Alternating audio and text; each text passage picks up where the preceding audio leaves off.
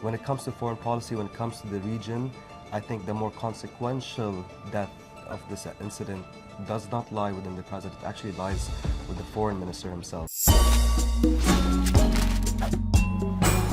Hi, I'm Sarah Forster, news editor here at The National, and welcome to this week's edition of A Closer Look.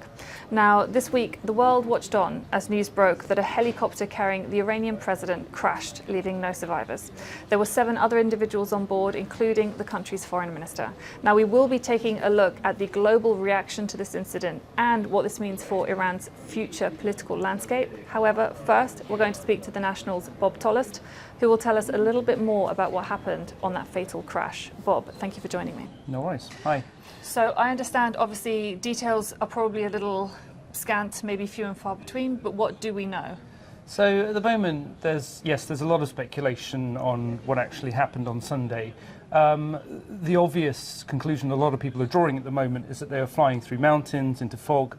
That's long been known as a very stressful form of flying for helicopter pilots. If you go into zero visibility, so if they flew into cloud, perhaps unexpectedly, that's extremely difficult. I mean, there isn't even much in the way of technical workaround for that. And even now, the Americans, for example, are working on flight systems for flying in zero visibility for helicopters. So it's particularly dangerous. What's interesting, though, is that they chose to fly that day. They knew that there was a weather front coming in. So if you look at photographs of the president, Foreign Minister Hossein Amirabdollahian, the entourage, they did a photo shoot before they got onto the helicopters. It's sunny. So it's interesting that they chose to fly. There's also been a lot of speculation about the age of the helicopter. We actually know now that the the Bell 212 helicopter dated to the early 90s. So originally people thought that it was a helicopter from the 1970s, from the Shah era, where the pro-US Shah purchased thousands of Bell helicopters. In fact, they were manufactured briefly in Iran. So the helicopter was old. It wasn't as old as some people originally thought. The biggest question, I think, for a lot of people is why did President Raisi fly in the old Bell helicopter when there was a newer helicopter available, a Russian Mi-17? It's a very reliable helicopter. Iraqi government officials use them, and they have a pretty low accident rate. So that's another interesting question. Regardless of whether we'll get a transparent investigation into this or not, I think those are the 2 issues that investigators will be looking at. So as you say, there's going to be an official investigation into this crash, as there are after all crashes. Do you have any insight as to what the outcome of that investigation might be? Well, as noted, because the helicopter wasn't as old as some people were originally saying, it's possible that this really came down to somebody's judgment on that day to fly in that bad weather. The president, the foreign minister, perhaps somebody in his entourage wanted to hurry through official visits. They apparently were going en route to inaugurate an oil refinery. There's a tremendous amount going on in the region at the moment. There are back-channel talks. Apparently, Iran was saying this the other day, between the US and Iran and Oman, and they might have just wanted to just to take the flight. They had other routes, they had other options. They had SUVs, they could have gone by road, for example, or they could have waited for the weather to pass. So that's certainly something that should be considered. That the people on board the flight sort of overruled the pilot's advice? It's possible, yes. Okay, all right, thank you, Bob. Let's turn now to the global reaction to the incident. I'm joined now by The National's Holly Johnson, who has been following the world's reaction, really, to what's happened to the death of a sitting president. Holly, thank you for coming in. Thank you. Can you tell me, first of all, what's happening now this week? Obviously, we can expect some sort of funeral activity, visiting, officials. What's going on? So pretty sure after the announcement that Raisi was killed on Monday, we saw informal ceremonies starting across Iran. People were gathering in mosques in Tehran. And then the main public ceremonies began on Tuesday. So the bodies of Raisi and the foreign minister and other officials killed in the crash were moved from Tabriz, which was the final destination of the helicopter, to the holy city of Qom. So in both cities we saw large crowds turning out, people carrying flags of Iran, Palestine as well. We saw photos of Raisi being carried in the streets. There were very large crowds in both of these cities. And then on Wednesday, the main public ceremonies began. They were attended by high-ranking foreign dignitaries from across the region, from across the globe. And we also saw representatives of Iran-backed militant groups such as Hamas. So Hamas leader Ismail Haniyeh was at the ceremony in Tehran. So we have various events taking place across several days. And which sort of notable global leaders have expressed condolences to the people of Iran? As expected, we've had condolences from Iran's allies. So we've had condolences from Russia, we've had condolences from regional allies across the Middle East, and as I said, from Hamas, from the Houthis, from Hezbollah. What I also think was interesting was that we saw condolences at the UN level. So there was the minute of silence at the Security Council on Monday, and flags were also lowered to half-mast at the headquarters. So we have seen a range of condolences from various leaders. So now let's turn to the future of Iran's political landscape. To talk to us more about this, we've brought in Ismail Nar.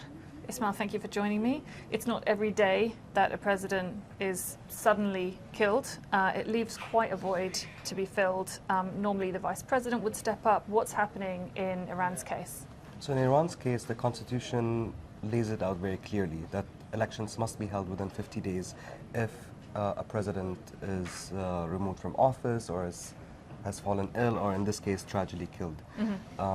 The regime wants to portray a sense of continuity and keeping the status quo. So that's why they've announced the June 28th election. So that's a quick turnaround for the Iranian government. And who do we know who's most likely to win that election? So it's a tricky situation for the Iranians. The Ayatollah Ali Khamenei, the supreme leader, I believe prefers someone like the late Raisi, someone who's hardliner, someone who could maintain the status quo. So automatically the reformist candidates and the moderate candidates, I don't think, stand a chance of running in this election. So before the election on June 28th, there's a period of, I believe, 1 to 2 weeks when candidates can register, but there's a 12-body advisory body that advises the supreme leader on, and they hold the responsibility of accepting and rejecting candidates. At the last election, which only garnered 48% turnout vote, which Raisi won, was a clear sign from the Iranian people that they weren't happy with the candidates that were fielded.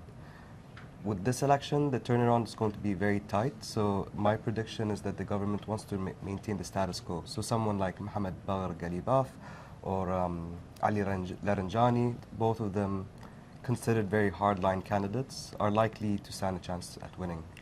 Can you tell me if it's more politically consequential that the Iranian president died or that the Iranian foreign minister died, considering the sort of controversial ties that the country has with the rest of the world? I think, in my point of view, the foreign minister's death is more consequential when it comes to foreign policy and for the rest of the region.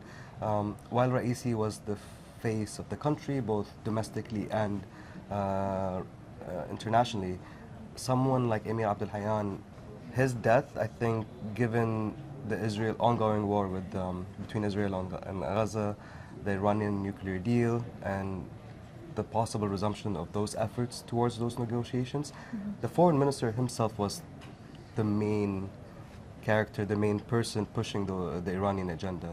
Now that that position has been void, it remains to be seen whether the acting foreign minister can carry on, or the new president, once elected after June 28th, will decide on a character similar to the late foreign minister.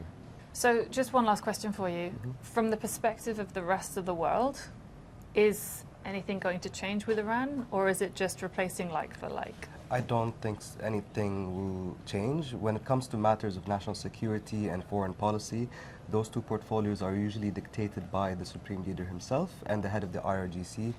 The Iranian president focuses basically as an advisory role to those two top roles. So when it comes to foreign policy, when it comes to the region, I think the more consequential death of this incident does not lie within the president, it actually lies with the foreign minister himself. So who takes over that mantle, and then eventually when the supreme leader, who's now 85 years old, and who succeeds him in that position, that's more consequential for the region. And is that usually the president?